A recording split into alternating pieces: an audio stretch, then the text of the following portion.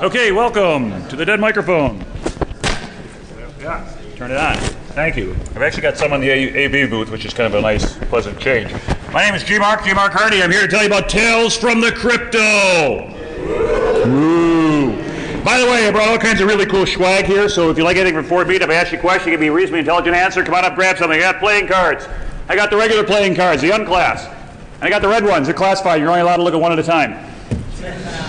Beer glasses, shot glasses, all kinds of other good stuff. So, without further ado, let's begin. Now, I can tell you all about stories you can look up in the library, or I can tell you how to win crypto contests. Want to learn how to make money and win contests and impress people and like get the badge that says Ninja Party Unlocked? Things like that? Okay, so, want to buy me a beer tonight? I'll tell you stories about World War II crypto, American ciphers, Japanese ciphers, German ciphers. You find a lot of times that cryptography has been present throughout history. It's usually been the determinant about who wins wars. This is not miscellaneous sideline stuff. This is key, this is important. And we look at the early days of crypto to the point that we figured out how to do asymmetric cryptography, and now what do we have? We've got online commerce with all the great security of SSL. But wait, let's go a little bit down to basics first. Because what I want to show you is kind of the basic moves in which you'll need to learn cryptography. All the crypto contests that I've got and everything you might see out there, for the most part, don't involve using software to go ahead and brute force gigantic numbers. Okay, that's fine and that's great, but that's fun for the computer. What's fun for you? Figuring out all the different components, what makes cryptography work. So I'm going to talk to you about transposition ciphers, where you kind of move things around. Substitution ciphers, where you change one thing for another. And product and exponentiation ciphers, which is in the 102 talk, which we are not doing today. But remember, there is always beer. So, on a transposition cipher, what are we talking about? If I've got, let's say, a message attack at dawn, and I want to disguise this thing in a not so terribly difficult code, but I want to make it in such a way that it is relatively difficult for somebody who's intoxicated to figure out, I will go ahead and map that thing across, let's say, 4 different columns. I could do 3, I could do 5, I could pick whatever number that makes me happy. And then what would you think the key would be if I'm going to go ahead and put things into 4 different columns and scramble them? Number 4? No. 4-digit number? What's specific about that 4-digit number? The order they're in. Come on up, grab something. So your key in this case would be 1, 2, 3, 4, which is a pretty bad key, but nonetheless, it works. You can get attack at dawn because you grab the first column, then this one. Anybody ever see the shirts that Bill Breen used to do with not the Fed? N-O-T-T-H-E-F-E-D going down this way? Oh no, yeah, some light bulbs will come out. Oh, that's what they mean. Okay, so all we've done is just transpose things. So transposition cipher means what you're going to do is just simply reorder them. And to bring it back out, you can take with a different key. And the point is, what is preserved in a transposition cipher? The plain text is preserved, and also what is preserved? The letter frequency. Okay, I need a frequent and a plain text up here. I don't want to throw a deck of cards, someone's going to get hurt. I will throw them one at a time. But come on up and grab some. Anyway, honor system, only one piece. So, substitution cipher, probably one of the earliest ciphers that was out there, is known as the Caesar cipher. Why? Who do you think first used it? Caesar. All right, that's not worth anything. But it turned out that back then in the days of the ancient Romans, that being able to come up with a thing that was written was pretty good cryptography. Why? Because 99% of the known world was illiterate. So if you write it down, you win. Yeah, and it's in Latin, too. Non carborundum illegitimi est, right? Don't let the bastards grind you down. So, that's what I got to show for 3 years of Latin. So anyway, what Caesar cipher did is he said, let's take it and shift it over by a period of 3 letters. And so now what we do is we'll say A goes to D, B goes to E, C goes to F, and it rotates around the end, so Z doesn't go off into the universe. It does come back in A, B, and C. So that is starting to give you an idea of the whole key concept of a lot of cryptography, which is modular arithmetic. So what module are we looking at right here? 26. Mod 26. So you can count either from 1 to 26, or if you're C programmer, 0 to 25. But there's never a 27th letter. And so no matter how big that number gets, if you wrap around the end, you just knock off 26s till you get back down within the range. And so now if we take attack at dawn, and we put it in just a straightforward Caesar cipher, Pretty good.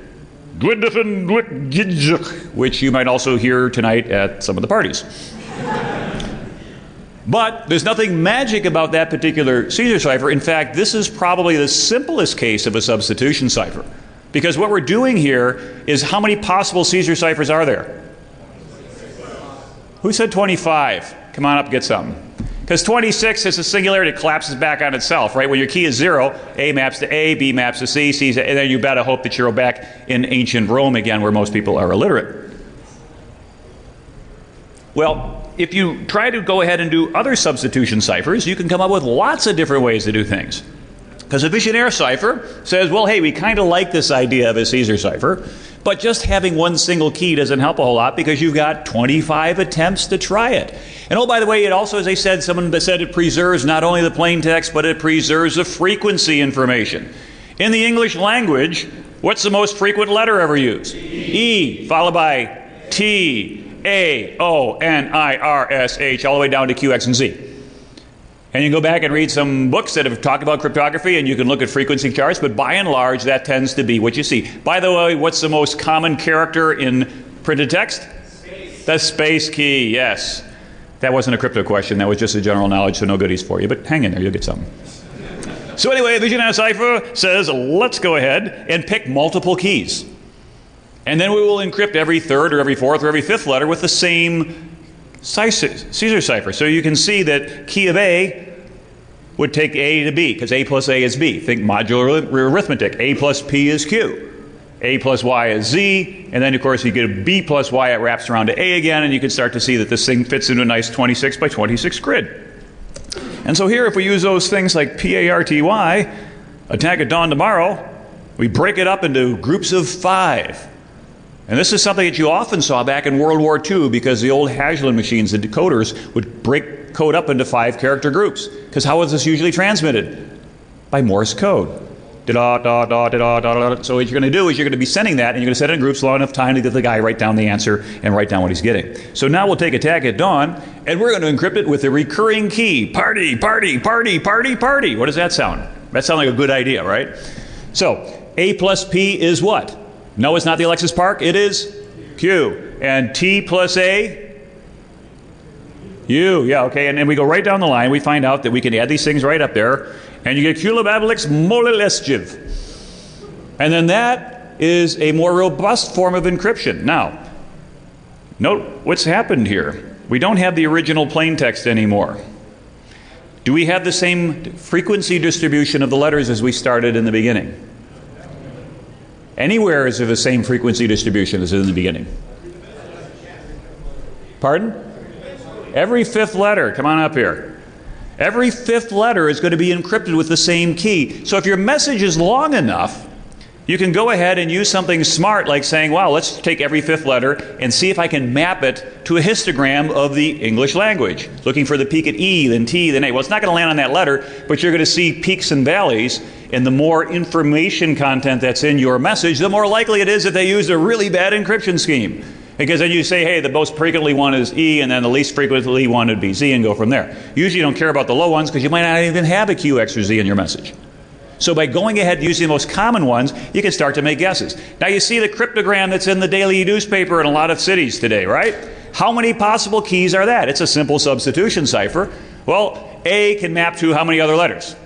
25. So B can map to any of the remaining 24, 23, 22. So 25 factorial combinations, which is a number that I think is actually bigger than our federal deficit this week.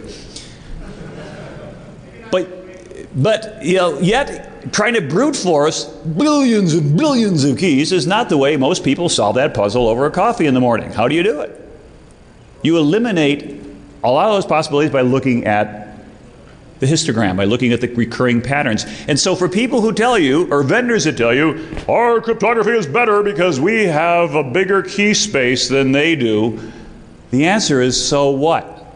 Your key space might stink because your algorithm is no good, and so you can, with a pen and a pencil and a cup of coffee, crack something from trillions and zillions of keys. That's not where the security lies. The security lies in the actual cryptography itself. And the fact that you've got a large key space just means that somebody can't kind of look at it and go, oh yeah, I bet this is this, this is this, this is this, etc.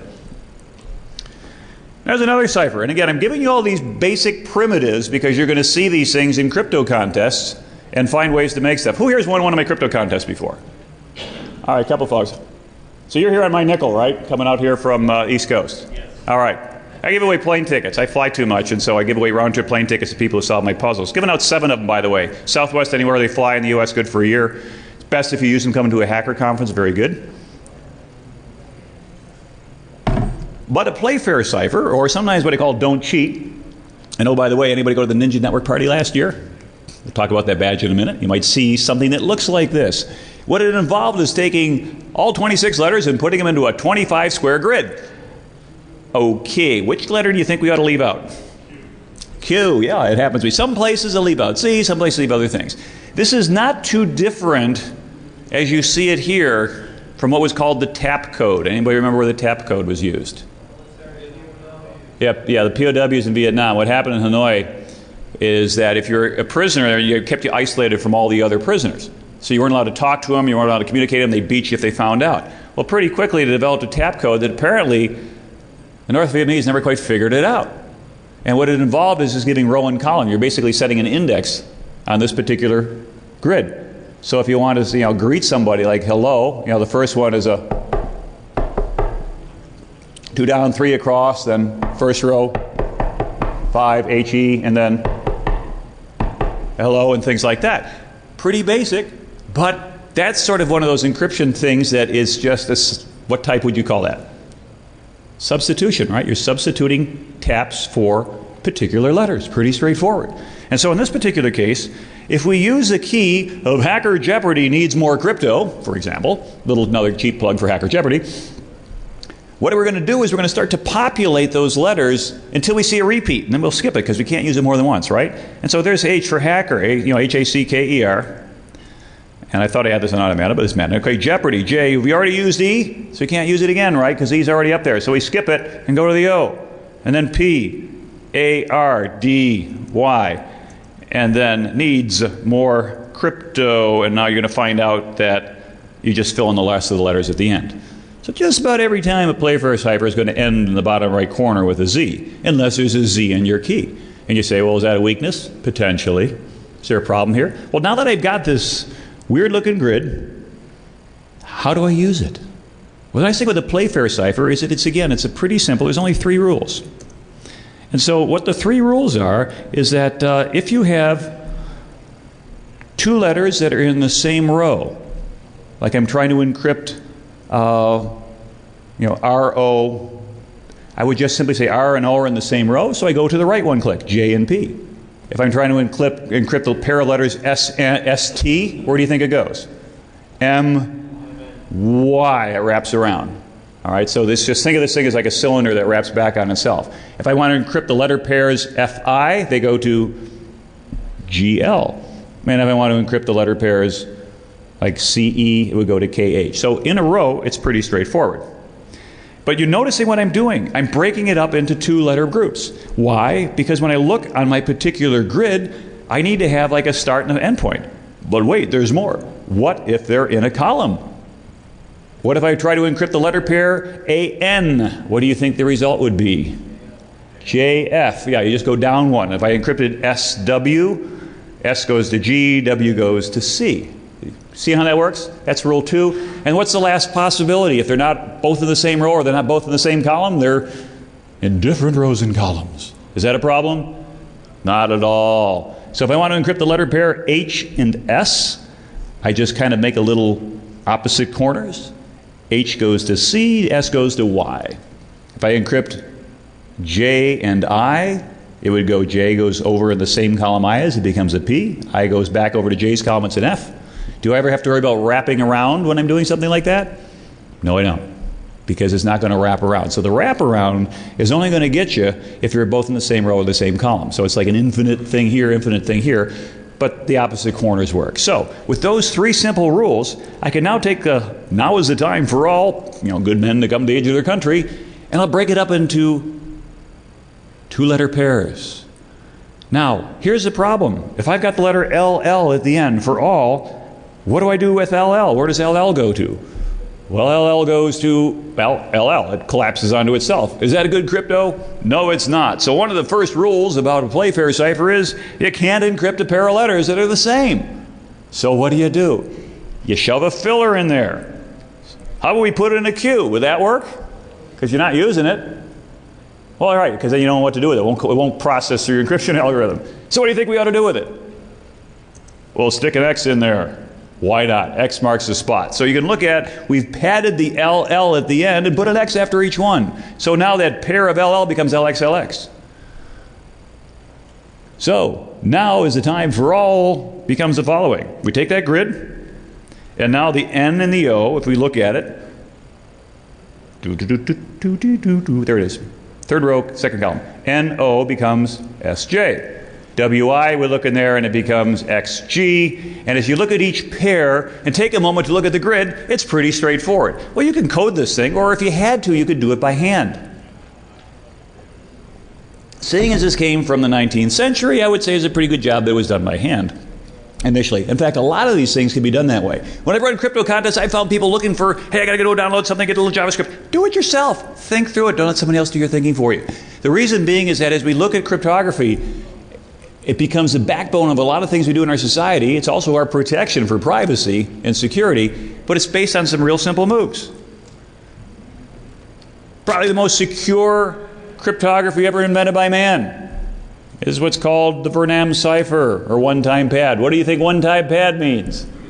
Use it once and throw it away. And so how long do you think the key has to be? The same length as the message. And all I'm going to do is I'm going to XOR them to the bit by bit. So XOR works really nice. 0 exclusive OR 0 is 0. 0 XOR 1 is 1. 1 XOR 0 is 1. And 1 XOR 0 is 0. What mathematical function does XOR look like? Modular addition, but a mathematical operation. That's not something in fifth grade would know. Pardon? Not division. Can't divide by 0. Well, yeah, but that's not a simple. How about a not equal sign? Okay? Is 0 not equal to 0? No, it's not. 0 being false. Is 0 not equal to 1? Sure, it's not equal. So that's interesting. If we do not equal, if anything is not equal to 0, or if anything is not equal to itself. So if anything is not equal to itself, what collapses what? Onto a string of zeros, right? So if we encrypt a message with a key, and then we re-encrypt the message with the same key, what happens to the key? It goes away, and you get just the message back. That's a not equal sign. And so now if we go ahead and we do some basic 0110 math, there's no carry in exclusive OR, which is great. You don't have to think. You just do one bit at a time. Hardware likes one bit at a time. You don't have to worry about carrying. And so this is very, very fast. And this type of stuff is what you're going to see implemented in hardware most of the time. Now, if you want to encrypt it, by the way, so substitution cipher, one-time pad, you can substitute with or without a one-time pad. But the cool thing about a one-time pad is you use it once and throw it out. Now, banking used to use that back in the 60s and 70s down in South America. But the problem was they were reusing the keys. Now, the problem was, I said, if you reuse the key, what happens? Something plus itself adds to all zeros. And if I exclusive OR 0 to 0, I get 0. And if I put the 0 to a 1, I get 1. So exclusive ORing 0 to a message gives me the message. And so now what was happening is you'd intercept one encrypted message, you'd intercept another encrypted message, you'd XOR them together, and now you have one message encrypting the other message. But guess what? Those keys have patterns. The letter E encrypting E is the most common thing you're going to see, and you're going to see spikes and valleys, and now you can break that apart. And once you crack that, you've reverse engineered it, then you pull out the key, and now you can break every banking message, and you can empty the bank. That's why you can't use keys over like that. So let's think. If you want to win crypto contests, how do you do it? Helps to think like the person that developed them. Anybody's doing Lost Challenge this year? Yeah, everybody, a couple guys back there. It's like, well, why aren't you out there hacking with the hardware? Did you figure out what is on the badge yet that has to do with Lost? Yeah, okay. So you're trying to think of that guy. If you listen to his talk at 101 yesterday, he's got some really weird ideas. But it gets you thinking outside the box. Anybody go to the Ninja Network party last year? We had this really cool badge. And if you played around with it, and read around and finally said Ninja Party, And if you went ahead and played with it, it was a game of Simon. And when you got all the way to the end, it said, don't cheat. Playfair cipher. Playfair cipher. Yeah, won it. And that up there in the substrate was this particular set of paired letters. Looks an awful lot like a Playfair, doesn't it?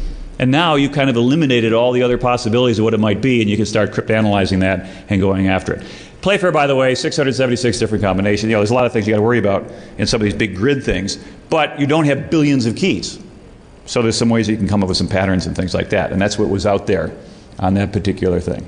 Okay, so let me tell you about a couple of crypto contests that I gave you, because I got one for this year for DEF CON, and if I give you an idea to get you inside my head, like these folks who already won my contest, you're going to understand a little bit about how these things are put together. All right, so it was just after Mardi Gras a couple years ago. I went down with my wife to New Orleans, and she's a fairly good-looking lady, and so like she didn't even have to show anything. They just throwing in piles of beads. Well, she thought, this is great. Well, what am I going to do with beads? We got back to the hotel room, and there's like this massive amount of beads. I kept to take like making runs to it. So I was like, I want to keep them. Why? Well, I can't throw them out. Yes, dear. So I went across the street to Walgreens like 1 in the morning, get this like big box, started loading up with beads. Well, it's getting heavy. You figure, what's your weight limit before they start charging you? 50 pounds. So what do you got in a hotel room? Bathroom scale. Put the box on the bathroom scale and weigh it. What's the problem? Box is bigger than the bathroom scale. You can't see the readout. So how do you solve the problem? Think like a hacker. Yeah, weigh yourself, but it's how I did. I figured rather than hold this box trying to look, because then how are you going to see it, right? It's just in front of you. Put the garbage can on the scale, which weighs maybe 1 pound, then put the box on the garbage can. And so I checked in with a 49.5 pound bag, a box, and the lady was saying, you're going to charge extra. Says, weigh it. And she's like, yeah, no, put your hand up. You can't charge me. It's exactly right. And so these things came home. I didn't want to kick them around the house for about 10 years, so I figured, okay, a couple weeks we got ShmooCon coming up. So this is what any normal person would do, right? If you had a whole bunch of beads sitting in your front hall, you'd invent a crypto contest. So I also have friends with too much free time. And so they developed all kinds of like really cool graphics that they were handing things out and posting it on. Mardi Gras, that was fun. She's also into cats. And your beads breaking your ciphers. Pretty cute, okay? So even cats get crypto. So what I did is I took all these beads. I randomly placed these things in the reg packets because Bruce and Heidi are friends. And what we did is I unloaded a bunch of these things. Purple, gold, green, and pink. Well, what's the 3 colors of Mardi Gras? Purple, gold, and green. Where does the pink come from? I'm not sure, but I had a bunch of them. So Lost was helping me with this one. Mouse was out there, okay? And we wore red beads. So we're 4 people wearing red beads. Everybody else had these other different colors. So what do? We had extra strings of red beads because if somebody solved the problem, we give them a red bead. Well, what does that do now? Now the other person who you're competing against now has administrator privilege. They look like a judge. They got a red bead.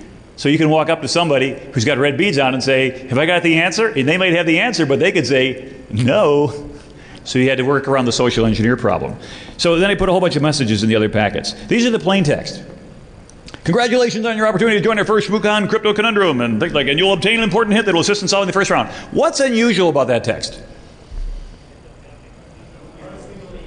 Who said that? Come on down, you got some good stuff waiting for you. No letter E. That was a little bit tough, so I couldn't say the word red, so I had to have like a string that is the color of blood. But it turns out, and those are also the same length of text, the plain text didn't have the letter E. The guy from Google who was working on this thing came up to me like on the second day and he said, you are evil. Because he had tried everything he could think of and he couldn't come up with it. Why? Because you're looking for where E maps to and it wouldn't map to anything. Because what I did is I took these things, which is, by the way, it's called Lipogram. There is a book out there called Gatsby, which I think Lost used a couple years ago as one of the keys. It was a lookup as part of his puzzle. And you had to go find that book.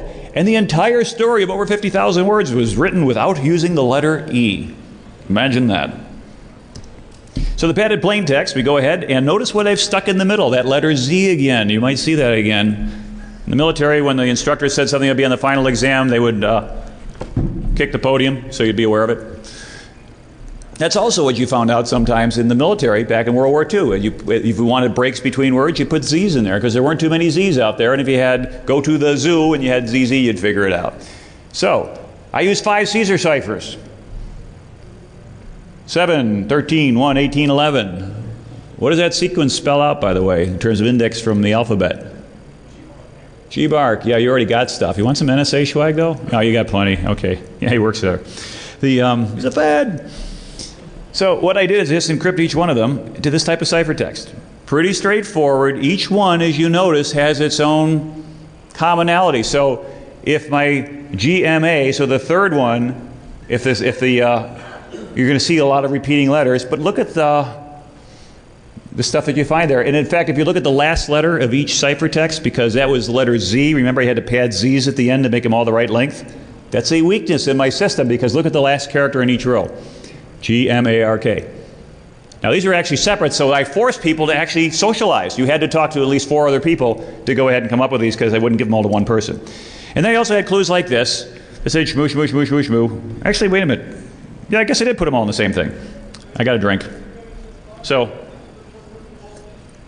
6 variants, talked about the equate. And the few terms figured out. And by the way, I put little like sayings down there, like if you do not shmoo, it's too bad for you. And then the greatest good you do for another is not to just share your riches, but to reveal to him his own. They had nothing to do with the contest. It's amazing the way that people are just obsessing and running down rabbit holes, with a concession to the bunnies here, bunny hole, for stuff like that. So, you got that? You got this thing. Again, for my friend who has more time to do than she knows what she's talking about. Anybody can read that? Can you try the first line? Come on, I only got 50 minutes. Red E, 4 more. A short visit to see. In this case was a hacker looks past 50. That was my talk that year. And is a what? Well, no, not quite. That's the word operation, missing the letters P-A-I-N-N. It's a painless operation. So that's the way Lost thinks. I don't think this way, but my friend did this. So ready for that, and there you go.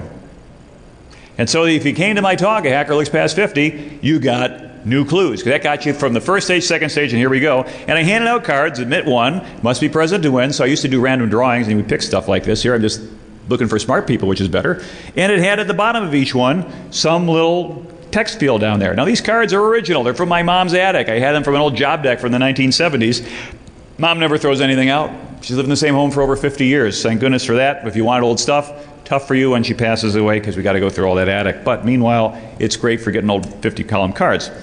So that was that. And if you look at all these things at the bottom, you'll see all these letters down there, PS, QC, FY. Well, we did a Playfair. And the Playfair cipher was the key. A hacker looks past 50. Why not? That's the name of the talk. So, again, we populate the squares using the things that we talked about before. And there we go. And that then becomes the encryption scheme. We take these messages, and these are the 4 messages that I put out there. Go ahead and email Marty Garage, shmoocon.info. Who owns shmoocon.info? Me. Why? It was 99 cents at GoDaddy. Bruce didn't grab it, he didn't care about the .info, so why not? I think defcon.info is probably long gone, but you can think of these things early enough. It's first come, first served. Quick side story.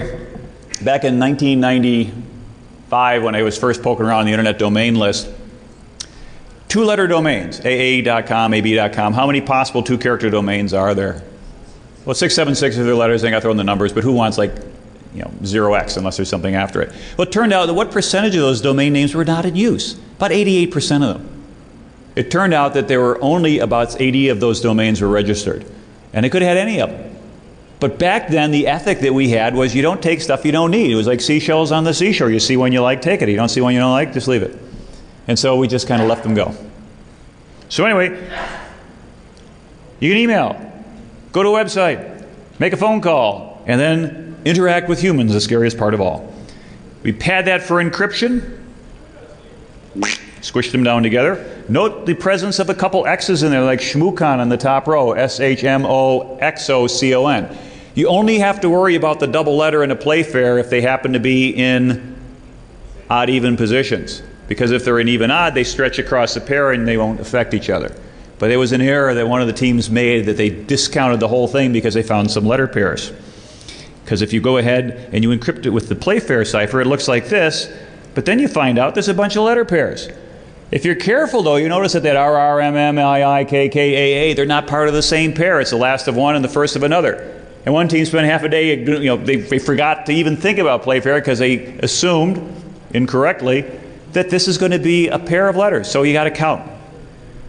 because you can't have double letters in the same position. In this case, it was kind of deliberate on my part. You notice you throw little curveballs in here just to make it fun. And so if you do each task, here's what happened. If you autoresponder, I had it set up from Mardi Gras, shmoocon.info, and you got back an email.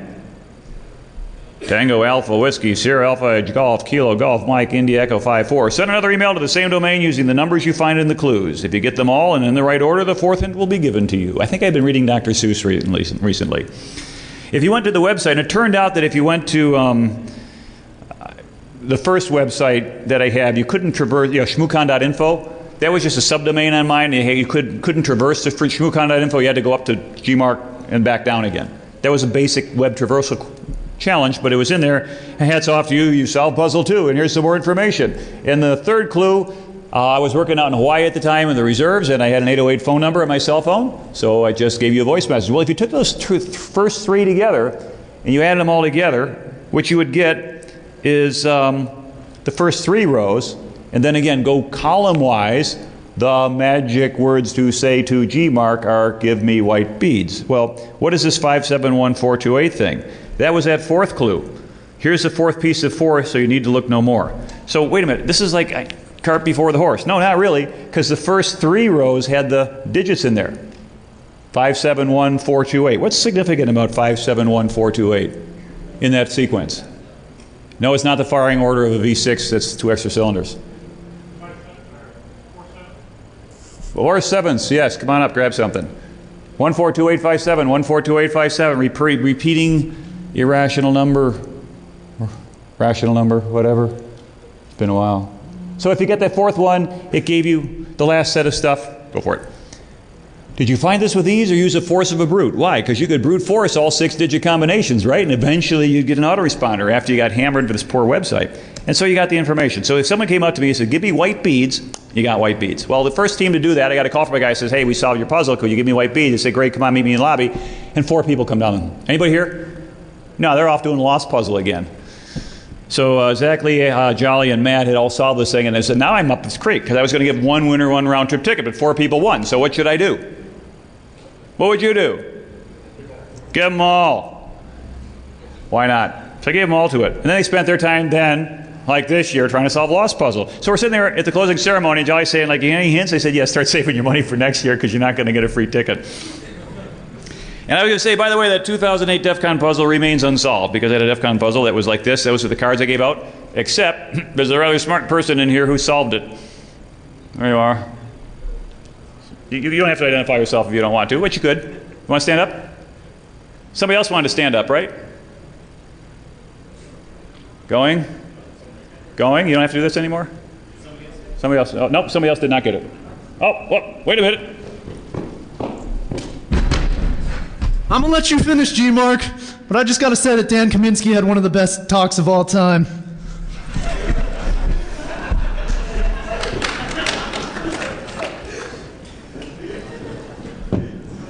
What can I say?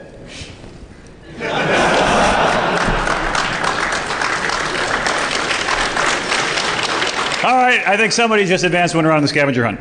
So anyway, this fine gentleman went ahead and solved that thing, so he's out here on my dime as well. And so you can create your own crypto, but be careful. It's like packing a parachute. Unless you know what you're doing, you can really screw it up. One of my first jobs, when I started my business in 1988, National Security Corporation sounded like a pretty cool name. Why? I wanted to go work for the National Security Agency, if you heard my previous talks, and found out that in the Navy, I couldn't convince the detailer to send me there. They said, the Navy has no need for computer security. You need to go back out to sea. This is true. It's 1984. So I was like, well, what do? I want to do this. I want to do that. So I left active duty, went to the reserves, and then decided to go ahead and do security on the outside. Why? Because I went to the Fort Meade. After 3 years, I have to go look for a job. So I couldn't work for the National Security Agency, so I started National Security Corporation. So first company I had, they had some crypto. And they encrypted a whole big database of corporations around America with credit histories. I can't mention their client name even today. And they said we're going to have this newfangled invention in the late 80s called a CD-ROM. So instead of printing up directories, we're going to put on a CD, but we don't want anybody just exporting the entire database and then creating mailing lists and then doing stuff. Because what they used to do, seriously, back in the 80s, is every year this thing would come out, and people would hire a boiler room full of people just bang, bang, bang, bang, and retype that stuff in there. They didn't have scanners. So they want to do this. So I said, okay, fine. Well, we're going to hire you. We're going to give you 80 hours. You go ahead and prove that our crypto's good. Well, what are you going to do? We'll just give you a sample of it. Well, I took it home, cracked it, came back in, was supposed to meet with the boss. But the guy hired me, and his boss and his boss's boss there. And it's like, oh, gee whiz. I cracked the crypto, and now I've just embarrassed my client. And he had a pretty good recovery. He said, oh, Mr. Big, don't worry, well, we were just checking this young man out to make sure that he was actually pretty good. So it turned out that he was using the decoy cryptography and did very well, so he's going to solve now the real crypto. And by the way, kid, you don't get any more time. So in the remaining 40 hours, I cracked the other crypto. And I assembled a mailing list, which is their greatest nightmare. And I presented that to them. And I said, you know, you really should use something called the data encryption standard, because back then it was only, you know, it was the thing to use. And then they were like, well, yeah, we're going to do that. But oh, by the way, you just embarrassed me a second time before my boss, so we'll figure it out ourselves. So I went back there a little bit later, like a month later, trying to do a sales call. It's like, well, how's it going? Oh, yeah, we got this code. We're implementing it. It says, great, where are you storing the key? We figured that out. We got like a 4,000 character block, and we just stored it in there somewhere. No one's going to find it. I said, you ever hear anything about bit parity? Because DES keys have that parity bit in there, so I have to look for 8 bytes in a row with the same parity, with the odds of that are what, 1 and 2 to the 8th? 256, there's 4K, so how many times did that go in there? 4, 8, 12, 16, expected value 8. 8 tries, I'll crack your crypto every time. Sure you don't want some help? No, we got it. So best I know, they're still doing that. So ShmooCon last year, went over to Bruce and Heidi's house, and if you went to there, I don't know, anybody do the East Coast trips? East Coast, all right. Yeah, I got my goon, so that's good. So anyway, put Morse code on the rim of each of the badges, as well as a barcode, because it was like a barcode contest. Because the year before, someone brought in a badge, and they put barcode on it, and someone thought that would be cool. And so they figured, why don't we do all these barcodes? And so everything had a barcode. But the problem is, because it was printed at an angle, and it's a digital image, guess what happened to the barcodes? And most of the really high-res scanners wouldn't figure it out. If you had a low-res scanner, it scanned very nicely. But if you cracked the Morse code, and that little red X, by the way, I made a mistake. Nobody caught it, but I didn't eventually, but it was too late. The badges got printed. Actually, somebody did catch that. This was the left border, that was the right border, and that's the barcode. Who is here good at reading barcodes? What does that first barcode say? Anybody look at the program and look at the CD? And well, what it does, I'll spare you the work, is this is what it wrote into. So you had left border was Mooseltoe, and then Moosel Defense, and Chocolate Moose, and Mousketeers, and Room with a Moose, and Be Anonymous, Moosey Fate, and Moose Nugget. And these barcodes, well, the first column looks like what? Well, 1 through 8 helps you get them in order, just in case you can't. How many possible orders are there of 8 different badges if you didn't have that?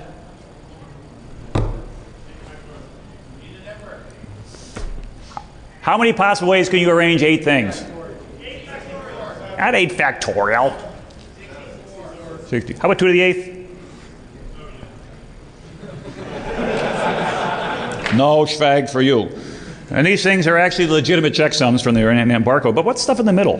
What's this 1, 1, 2, 3, 5, 8, 1, 3, 2, 1? What does that look like? Fibonacci. So many people said that I don't have enough schwag for you. So somebody raise hands, I'll throw it in the general direction. If your hand's not up, don't keep it. All right. Fibonacci sequence. What's unique about the Fibonacci sequence? For those who didn't study math or were asleep in it. Well, 1 plus 1 is 2, plus 1 is 3, plus 2 is 5, plus 3 is 8, plus 5 and 8 are 13, 8 and 13 are 21, and so on. It builds up, and there's lots of different things you can do with that. But it tells you something, that there ought to be something going on in there. So if you look at the table of values that I created, and we just go ahead and we transcribe all 8 badges. Again, note the common element. You got to socialize here. You have to roll around, look at other people's badges. And you get people coming in staring at your chest, and it's like, are you looking at my badge or what? Well, okay. And you end up with all these different combinations. But what's the stuff on the right? Well, it's just padding, right? It doesn't matter. Well, look, there's GMARC. But guess who else showed up in here? That was not planned, honestly. That just, that came up, and it's like, oh, wow, this is pretty neat. It's a sign. It's a great puzzle. And yeah, so that he appeared in the middle of my crypto puzzle on column 13. So what we had at the end is like the telomeres. What's a telomere? End of your DNA. That's all the stuff that when the telomere starts to unravel, because it's like the padding at the end, it's a slack space in your file. Telomere is gone, what happens? You, well, not die immediately. You start to reproduce your cells incorrectly. They turn into cancer cells. They get big, and then you die. So if you keep your telomeres long, you can live a lot longer. That's the current theory. So looking left to right on these telomeres, there's some stuff in there. I've had Bruce and Heidi, and I put an X and O in there, but I spelled Heidi's name wrong. I didn't have to, but I did. It was stupid. And so then there's things that are left. How many letters are left? Who's good at counting?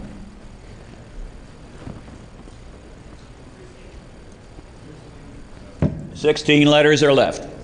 And how could that be significant? I don't know. Let's go back here. How many columns have I got? 16 columns. What am I going to do with those Fibonacci numbers? Maybe they're offsets. Think of a shift register. It's the first 8 terms. There are 8 badges. There are 8 indices. What to do with them? Again, a lot of commonality. When you see the same number show up over and over again, it's usually not a coincidence. The only coincidence that ever came in here was the appearance of Jesus in my puzzle. So what we do is we take these things and let's start shifting them. The first row, we'll leave 1, 1, 2, 3, 5, 8, 13, and 21. And if we have that as a starting position up top and then modulo 16, so 21 becomes what, mod 16? Yep, comes 5. We shift these things over a little bit, and this guy wraps all the way around, and you get this. And now, if we take out the G mark and the Bruce and Heidi, you see 1 extra letter per column. Why would you think they just happen to distribute perfectly into 1 each per column? Because they probably needed something to get there, right? Each column gets a spare letter, so what do you think I might do with a column? Come on, this is some goodies up here. Anyone? Bueller? Bueller? Anyone? There's a pattern, but it's padded. I already padded it, so what do I do with it now that it's padded? Come on, you guys got to want to win crypto puzzles. You got to think like a cryptographer. They're already aligned. We already realigned them. We padded it, and we're ready to go ahead and solve it. Okay. Give me $20. That's a negative puzzle. Steganography. No, it's not steganography. We go ahead and we turn them into numbers so we can then do what to the numbers? Add them together. Who said that? All right, come on up and help yourself to some really cool NSA swag. Because letters don't add very well in your head, but numbers add pretty nicely. And so if we add by column, what do you think we get? Well, we get big numbers. Like these. Had problems making decisions? Well, yes and no. Okay, so we add up all these columns. We get 16 different columns. We get all these answers. Well, what do we do with the sum? They're too big. What's the 113th letter of the alphabet? We don't have one. So what do you think we do with them? Mod 26. Mod 26 them. And now we go ahead and get these numbers. All right, what do we do with those numbers? Turn them back into letters. Wow, we're doing great. Okay, this is like a really tough code. So, take all those numbers, turn them into letters, and this became the final pig Latin puzzle. The person who came up with the solution, they won a round-trip ticket to come out here. By the way, the very lame Shmoocon badge puzzle, which was weird because it involved like a PDP-8 paper tape punch, and you had to assemble it, and you ran the program on a PDP-8 simulator. You had to take the output, run it through like some Enigma simulator, and then you got some answer, and they gave you a 8 gig memory stick. It's like, dude, do my puzzles, they pay better. Who kind of sick mind? This was at Bruce and Heidi's paper, squared paper here. Actually, they didn't have any. I asked if they had any graph paper. He went out and he downloaded graph paper off the internet. And that's what we get. So that's coming up with the puzzle. There's the original notes. It's not too tough, but you want to make it interesting. You want to put enough phases and stages in there and things like that. So anyway, the same sick mind that came up with that came up with this one. Today's puzzle for today, tomorrow, and Sunday to see if you can win it. It's a DEF CON level challenge, but it's a good one, it's an easy one, and you know as you make progress because all of a sudden, like a tumbler, a click, it unlocks. It's not like you have to get all the pins before all of a sudden you figure it out. Like my ninja badge. But you'll get there from here. And so here's the first important hint. Look for gold on the DCCD. I think everybody knows what I'm talking about, right? What's a DCCD? Anyone? All right, good. So you're not asleep. I got mine on here somewhere. So go look for gold on it. That'll get you going. Now, first, you don't have a laptop. That's a little bit of a tough puzzle, but anyway, I'm sure you could borrow one. Don't they have the hotel, the little lobby where you can go ahead and use your computer to book things like that? They don't really care if you put a DEF CON CD in there. But what I am doing is I'm going to go ahead and start posting clues on Twitter. So G_Mark. By the way, if anybody can get the guy in Japan who owns Gmark to give me his Twitter account without getting me in legal trouble, let me know. I'll be very thankful for it. But there's some guy who just keeps tweeting over there and he doesn't want to swap out accounts. But follow me at G_Mark, and I'll go ahead and give you clues for this. Quahog-Con, anybody go to that? Up in Rhode Island. I didn't go to it. I couldn't make it. I was triple booked that weekend. So I came with a puzzle for him. Figure Rhode Island, a lot of water, nautical flags, Navy guys. Navy puzzle! Anybody know read signs, read flags? That major diagonal, left to right on the left. What do you think that spells?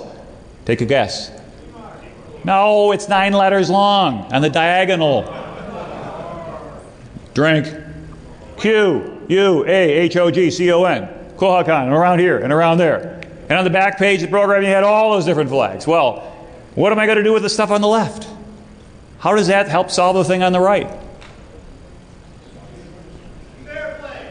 Okay, I turn the flags into letters, and then what do I do?